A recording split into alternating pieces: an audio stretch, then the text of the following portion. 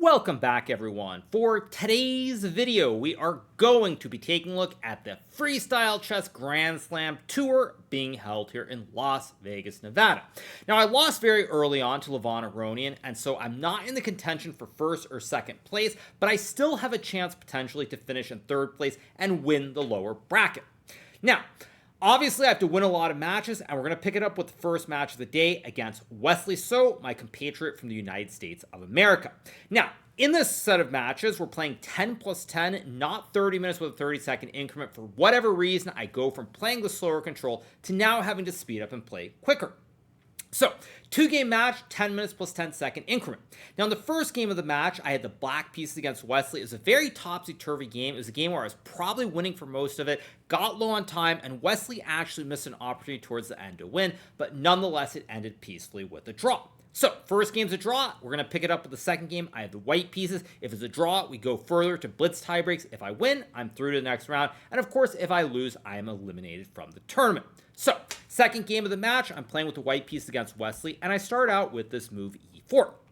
Now, I was really happy with the specific position that I got in this game because with D's knights on D1 and E1 and D's bishops on F1 and C1, it actually is very similar to regular chess here. Very specifically, you can bring out the knights immediately to C3 and F3. I've mentioned this a lot in my speedrun videos recently where, as a beginner, you look to bring the knight from B1 to C3 and G1 to F3. But more importantly, you also look to play for the center of the board. And with these bishops on these diagonals, it is simply a great starting position because there isn't a lot to think about. Now, there's one thing that I don't like about this event, that there is this component of luck where sometimes you get a great position with white and you have obvious plans, and then sometimes you get a position where there's very limited, or where there are very limited options.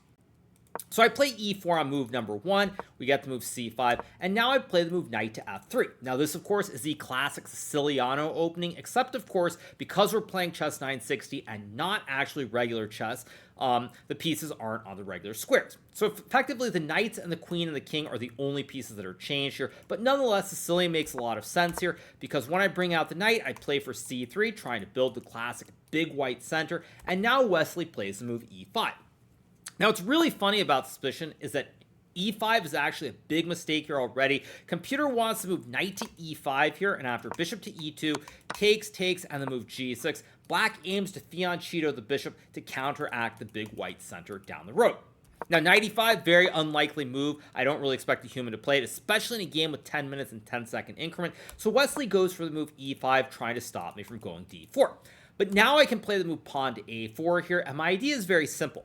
I want to put the bishop on c4 to spy this diagonal. If I do it right away, black can play b5 to harass the bishop. So when I go a4, I want to put the bishop on c4, but I don't want to allow this move pawn to b5. So Wesley plays the move g6. Now I play the move bishop to c4, and already at this point in the game, I am loving it. I've got the bishop on the diagonal here. I'm pushing for the big white center. I also have knight to e3 as well. All my pieces are perfectly placed, and this is already a situation where we are only on move number 5, and Wesley who is one of the strongest players in the world, is already very close to losing. Now, this, of course, does show how tricky chess 960 can be, because even though Wesley hasn't done anything terribly wrong, he's already in a world of hurt.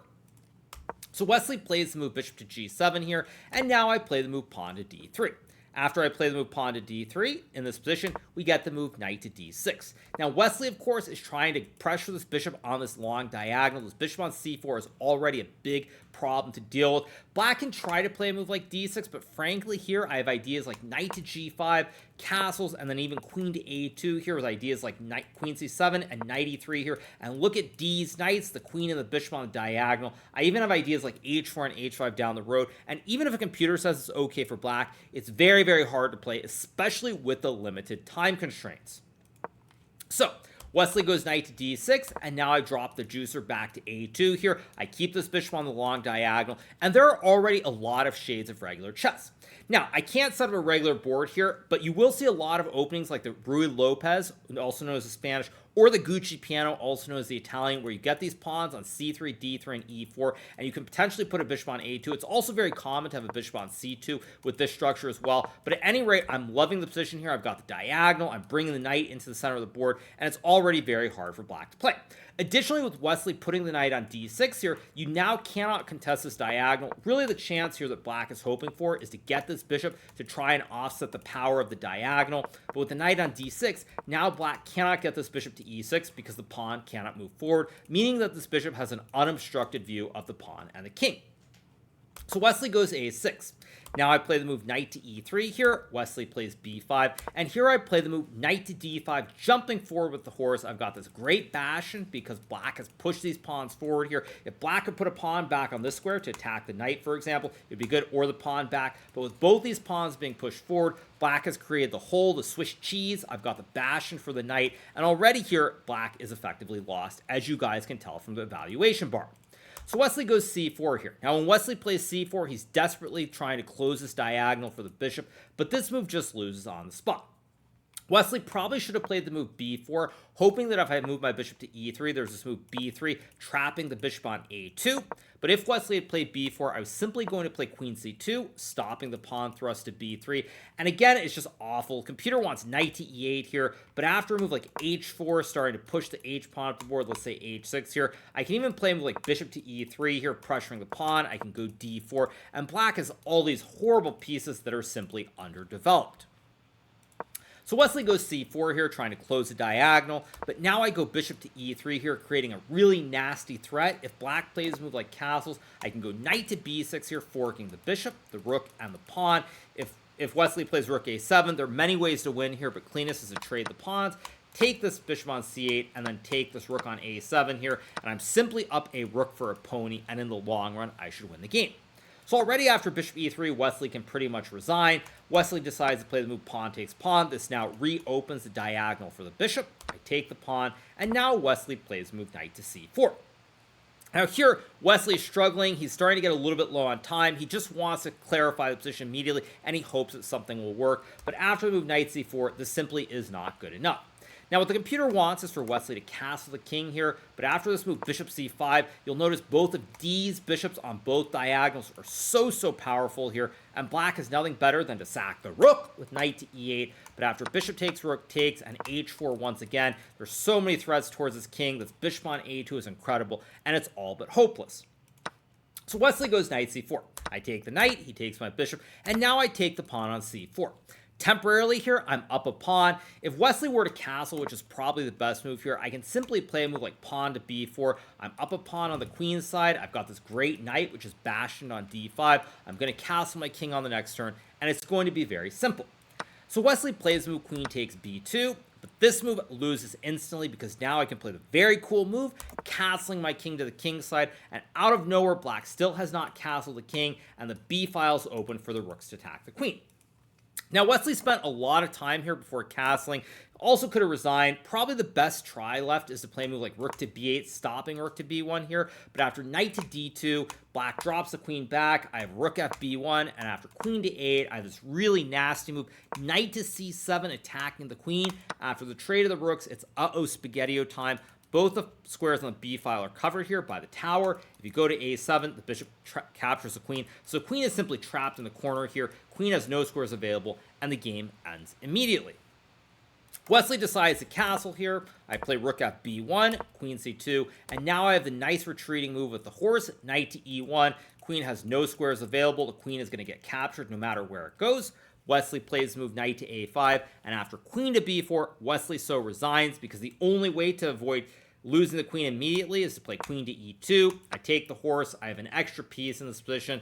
At the top level, no chance. And if Wesley goes knight c6, I'll take the queen, take the knight. We're in an endgame where these knights will rule the day, and I will win no matter what. So, after queen to b4, Wesley resigns here, and this means I survive and I move on to the next round. Now, this is very important because by winning this match, it means that I'm now playing for at minimum 5th to 6th place potentially as we go into the next match. Now, this next match is very critical too because I'm playing against my compatriot, the American player and world number 3, Fabiano Caruana. Now, this setup is very simple.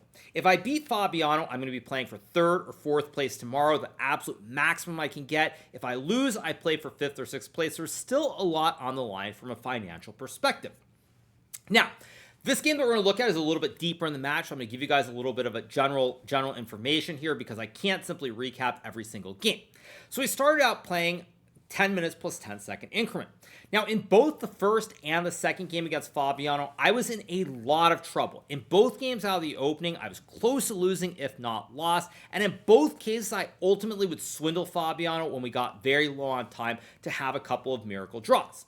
First game specifically, Fabi missed at least 3 or 4 different opportunities to beat me in that game. I was able to survive, get the draw. He got low on time and forced a repetition. And then the second one by move 5 was probably +1 or more for Fabi, but I hung in there. I kept fighting, kept trying to keep the game going. Eventually, he would get low on time, and I would save a draw in the second game. So what does this mean?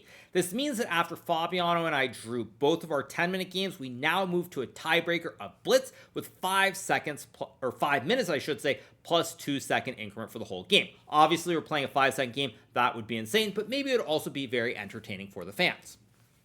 Okay, so we're playing the tiebreaker first game, 5 plus 2, and I have the white pieces. Now, after 2 really bad games in the 10-minute portion, I was really happy that when I looked before this game, it looked like I had very clear-cut plans, and when you're playing a blitz game, that is what you want. So here I play the move f4. And this is actually really funny because I see the bar says that after e4, e5, knight g3, apparently white is better by 0.4 in this position, which kind of makes me laugh. I'm curious why. After knight e6, apparently I can play f3, c6, and I have knight to f5, and white's better, or the very obvious move pawn to a4 to open up the diagonal for the bishop. Frankly, this is alien chess. This is stuff that I'm never going to understand, but it's funny to see how much better white is according to the computer. So of course, like a sane human, I don't play e4. Instead, I play the move f4, opening up the diagonal for the dark square bishop. Fabi plays f5, and now I play the move c3. And at this point, I've opened both of the diagonals for the bishop. I can bring the knight to the center very quickly to target the pawn, and I thought this is a very pleasant position to play, especially because we have such limited time. So Fabi plays the move c6, and now I play the move knight g3. Now, what's funny about this, as you guys can tell from the bar, is that apparently black is already a little bit better here. So it just goes to show how fraught with risk all these Fischer random positions or chess 960 positions can be from the get-go. So I play knight g3 here, trying to target the pawn on f5, and now Fabi plays the move g6, guarding the pawn. Here I play the move bishop to d4, and at this point I thought that I might already have an advantage, so I'm attacking the horse on h8. I've also created the classic wooden shield with the bishop on d4, and if black plays a logical move like knight to f7 to avoid hanging the horse in the corner, I have bishop g7, trapping the rook on f8, winning material, and most likely the game. But Fabi plays bishop to d5, creating his own wooden shield and hitting the pawn on g2, and now I play the really ugly move knight to e3. Now, this move is simply a putrid move. I really was unhappy as soon as I played it, because what I realized is now black can move the bishop, and what are these knights doing? These knights are dominated by the pawns, the pawn on c6, the pawn on f5. These knights are going nowhere. Now, it's kind of funny because in my match against Levon Aroni, I did something very similar in one of the tiebreak games where I simply put my knights on the wrong square. I believe that I did this in my game against Wesley, or the first game, I should say, against Wesley today as well. I have not been playing well with these knights. So Fabiano goes bishop f7, and now I play this embarrassing move knight to d1. Now, when I go knight to d1 here, I'm basically asking Fabi to play bishop d5, and then I'm going to look for something more concrete.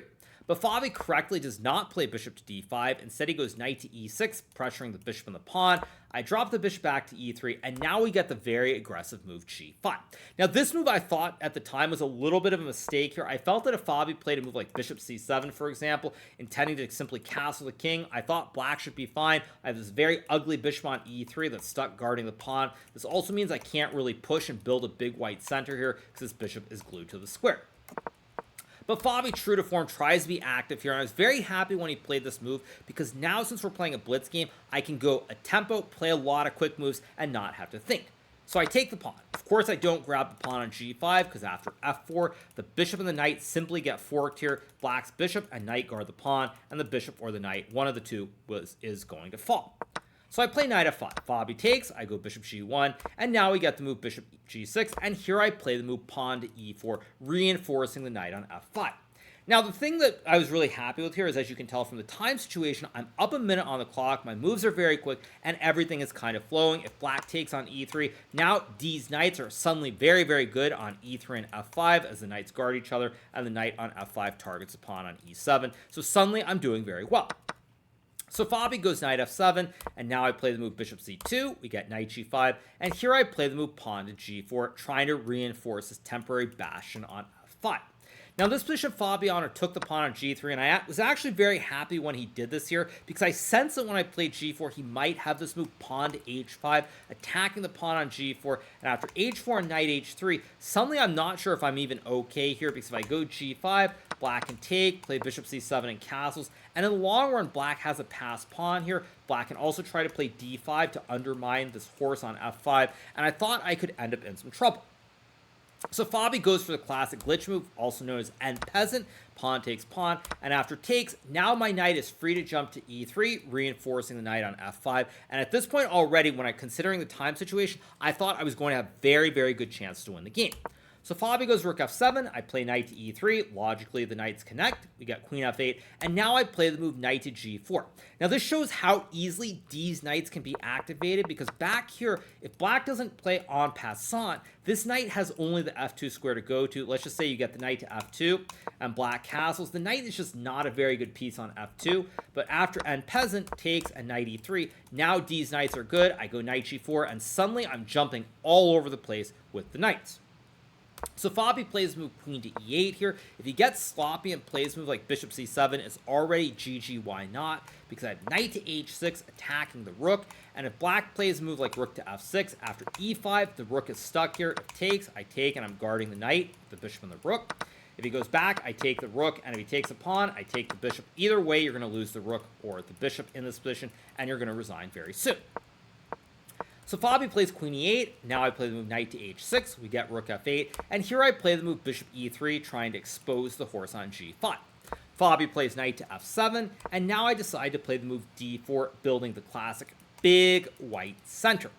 Fabi takes, I take, he goes rook g8, and now I play this move pawn to d5. Now this move is a horrible decision, and at this point I was simply playing too fast. Now one of the things about playing fast and building a big advantage on the clock is that there's going to be some critical moments when you need to think, but at this point I was playing so fast on autopilot, I was trying to cheese Fabi on the clock, so I simply played the move d5. Now this move is still good for white, but after the move d5, suddenly Fabiano is able to spring to life and play some moves very quickly to stop the bleeding on the clock.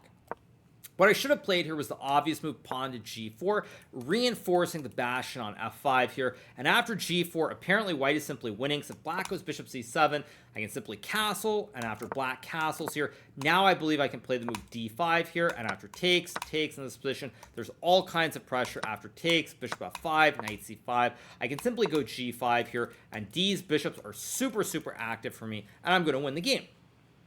But because I'm moving so fast and not slowing down, I play the move d5, simply blundering an obvious idea. Now what I thought Fabi had to do here was move the knight to say c5, not c5, d8, and now after knight to d8, I was going to go knight to g7. The queen has no squares on the file, the rook covers both the squares, and after takes, I'm up a rook for a knight, and I'm going to win the game. So I figure Fabi's blundered. I'm gonna push him on the clock. I'm gonna win the game immediately. But as I realized to my horror, Fabi immediately snaps the knight on f5, and after I take, he can play bishop takes g3. The rook guards the bishop, and now my queen is under attack, so I can't take the horse on e6.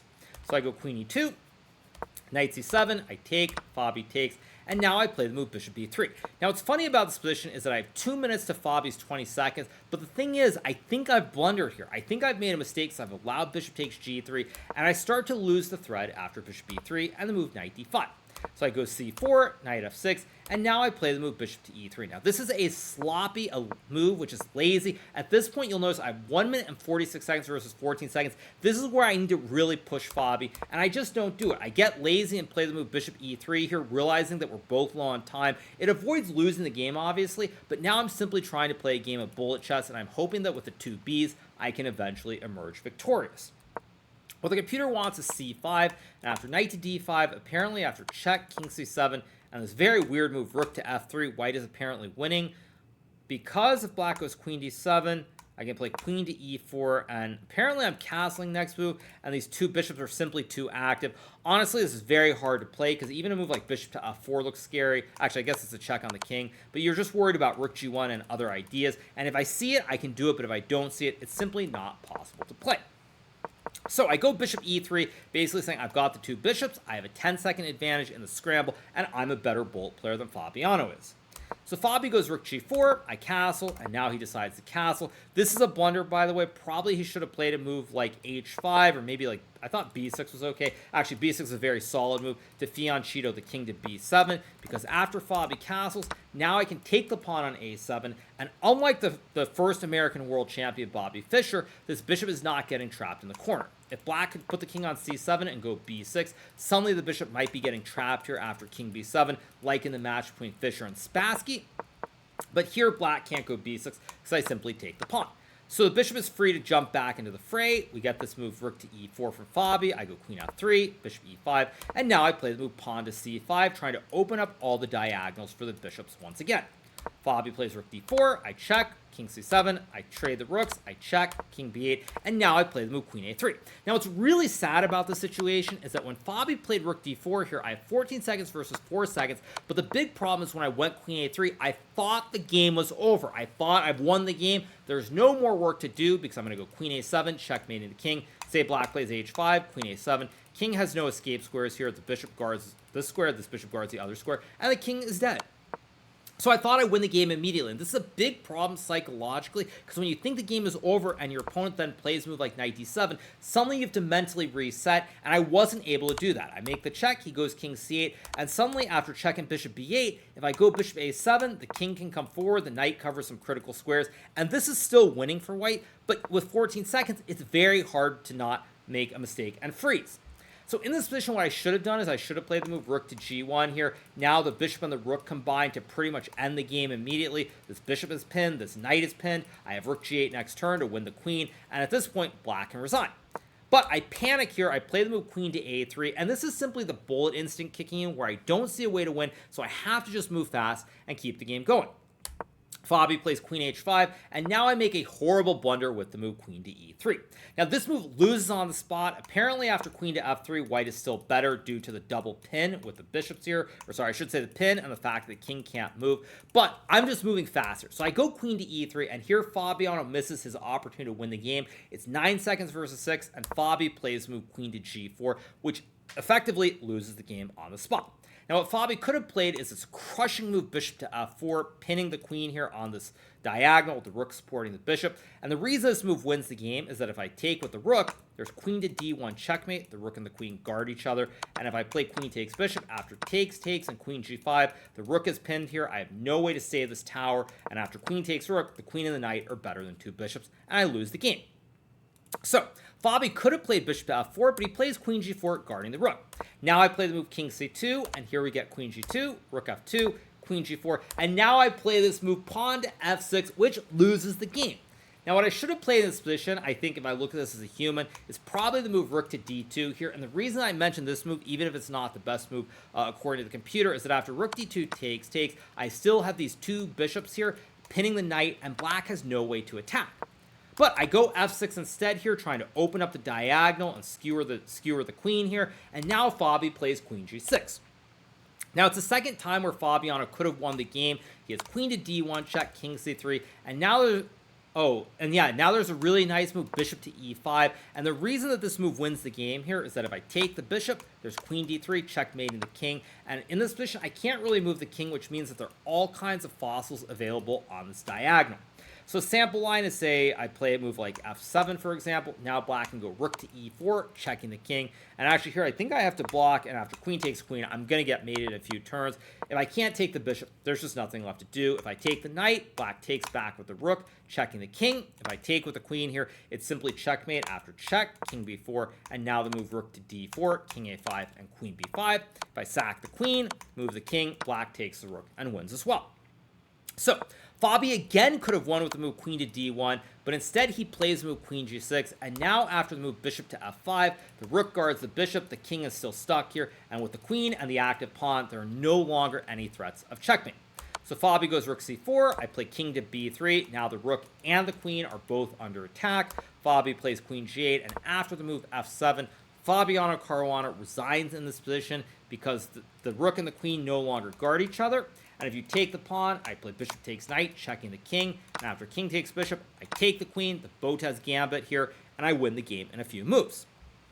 So, after f7, Fabi simply resigns. If you move the queen to, say, f8, for example, there are many ways to win. Probably what I would have done in the game is just traded the bishop and taken the rook here. Now the rook guards the pawn. I'm up a tower, and there's nothing left to play for. So I get a little bit lucky in this game. I get the win against Fabiano in the first blitz game, and I take a commanding lead. Now, of course, these are tiebreakers, so there was a second blitz game. Now, in the second blitz game, probably the first game of the day, where I was very, very solid from start to finish. I was never really in danger. Fabiano needing to win, took some early liberties gambling to go for it. It wasn't meant to be. I would get a very smooth win in the second blitz tiebreaker game. This means that I do, in fact, beat Fabiano, and now I move on to play for third or fourth place tomorrow. Now, of course, for tomorrow's match, I'm playing against none other than the 5-time world chess champion, Magnus Carlsen, once again. It's probably not the matchup everyone expected. We're playing for third to fourth place versus first and second place, but nonetheless, it should be a very exciting matchup. And of course, we get the El Clasico once again. Now, unlike today's matches where we played 10 plus 10, suddenly we revert to playing game 30 with a 30-second increment tomorrow. Don't ask me why this is the case. I already don't understand the schedule or the format at all, but that's what it is. So tomorrow I'm going to be back playing against Magnus in the match for third or fourth place. If I win, I get third. If I lose, I get fourth. Either way, I will say it's been relatively successful nonetheless. So we get a couple of wins against Wesley and Fabi. Tomorrow I play Magnus for all the marbles in the lower bracket. We'll see how it goes, but that's going to do it for our recap today. Obviously, I'm a little bit tired. I had a very long day. I want to go eat. But before we do end the recap, I once again want to stress a big shout out to all the fans who have shown up over the last couple of days for this event. As someone who was once a young kid myself and went to tournaments trying to get autographs with players, I do really like to, definitely I'm losing my train of thought. I do really like to give back to the community, because there was a time that I was like a lot of these people, and it was a big deal for me too. So once again, I really do want to thank all the fans for showing up for this event. And last but not least, if you're not already subscribed to the channel, make sure that you smash that subscribe button below, and we'll be back with a recap tomorrow after my final match of this Freestyle Las Vegas event, when I play against the 5-time world champion Magnus Carlsen. Hope you enjoyed it. Have a great rest of your day, and I'll see you very soon. Hi.